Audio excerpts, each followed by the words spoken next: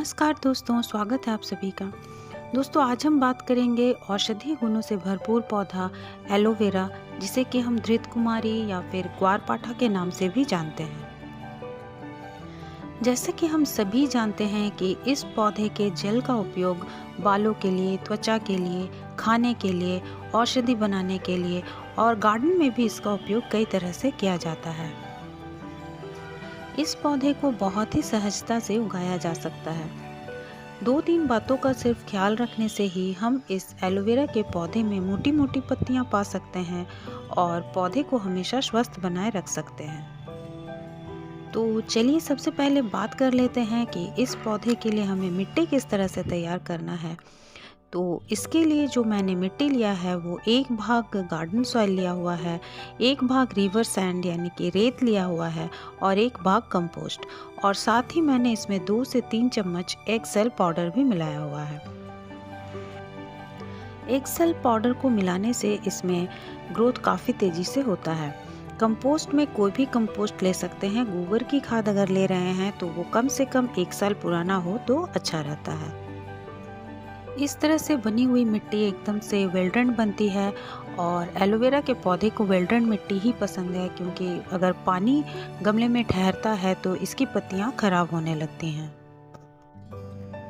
जब भी पौधे को मिट्टी में लगाएं तो इस बात का ध्यान रखें कि पत्तियां मिट्टी को ना छुएं, वरना पत्तियां धीरे धीरे गलकर खराब होने लगती हैं, क्योंकि बहुत ज़्यादा पानी इस पौधे को पसंद नहीं होता है। सैकुलेंट पौधा होने के कारण इसकी पत्तियों में काफ़ी मात्रा में पानी स्टोर रहता है, इसलिए अत्यधिक पानी से इसकी पत्तियां गलने लगती हैं। आप देख सकते हैं कि मेरे इस पौधे की कुछ पत्तियां मिट्टी को छू रही हैं, जिसके कारण ये जो पत्तियां हैं वो धीरे धीरे खराब होने शुरू हो गए हैं। खराब हुए पत्तियों को पौधे से अलग कर दे ताकि बाकी की पत्तियां खराब ना हो। ये तो हो गई इसके मिट्टी की बात और इस पौधे को किस तरह से लगाना है। अब बात कर लेते हैं कि इस पौधे को किस तरह के गमले में लगाना चाहिए। इस पौधे को लगाने के लिए सबसे अच्छा गमला तो मिट्टी का ही होता है, लेकिन आप चाहें तो इसे प्लास्टिक के गमले में भी लगा सकते हैं। एलोवेरा की जड़ें बहुत गहराई तक नहीं जाती हैं, क्योंकि इसमें फाइब्रस रूट्स पाए जाते हैं, जिसके कारण इसके लिए बहुत गहरे गमले की ज़रूरत नहीं पड़ती है। आप चाहें तो इसे इस तरह के गमले में लगा सकते हैं। वैसे एलोवेरा का पौधा छोटे से पॉट में भी आसानी से लग जाता है। अब बात कर लेते हैं कि इस पौधे को कहाँ रखना चाहिए। तो इस पौधे को इंडोर और आउटडोर दोनों ही जगह रखा जा सकता है। अच्छा एयर प्यूरीफायर होने के कारण बहुत सारे लोग इसे इंडोर रखना पसंद करते हैं। वैसे इस पौधे को धूप काफ़ी पसंद है। धूप मिलने पर इसमें ग्रोथ काफ़ी अच्छे से होती है। अगर इसे अच्छे से धूप ना मिले तो पौधे की जो पत्तियां हैं वो पतली होने लगती हैं। इसलिए अगर एलोवेरा के पौधे में मोटी पत्तियां चाहते हैं तो सुबह की कम से कम 3 से 4 घंटे की धूप इस पौधे को ज़रूर दिखलाएं। उसके बाद ही इसे इंडोर रखें। अगर इस पौधे को आउटडोर में रखना चाहते हैं तो इसे ऐसी जगह रखें जहां ये दोपहर की कड़ी धूप से बची रहे, वरना इसकी पत्तियां धीरे धीरे ब्राउन होने लगती हैं। सनलाइट के बाद अब बात कर लेते हैं पानी की। इस पौधे में पानी मिट्टी को चेक करके ही दें। जब मिट्टी ऊपर से ड्राई होने लगे तभी इसमें पानी दें। ज़्यादा पानी से इसकी जो रूट्स हैं उसमें रूट रॉट हो जाती हैं। इसके अलावा इसकी पत्तियां भी खराब होने लगती हैं।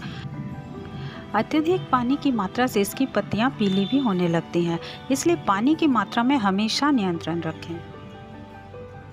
कभी कभी हम देखते हैं कि एलोवेरा की पत्तियों के जो टिप हैं वो ब्राउन होने लगते हैं, तो इसका कारण ओवर वाटरिंग हो सकता है। एलोवेरा के पौधे के अच्छे ग्रोथ के लिए, हेल्दी पत्तियों के लिए पानी और सनलाइट का हमेशा ख्याल रखें। और अब बात कर लेते हैं एलोवेरा के पौधे के प्रोपेगेशन के बारे में।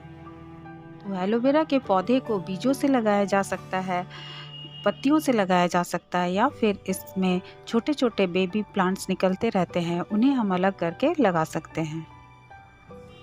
आप देखेंगे कि जब आप एक नए एलोवेरा के पौधे को लगाते हैं तो उसके लगाने के 8 से 10 महीने के बाद ही उसमें छोटे छोटे इस तरह से बेबी प्लांट्स निकलते रहते हैं। इन बेबी प्लांट्स को अलग करके नए पौधे तैयार किए जा सकते हैं।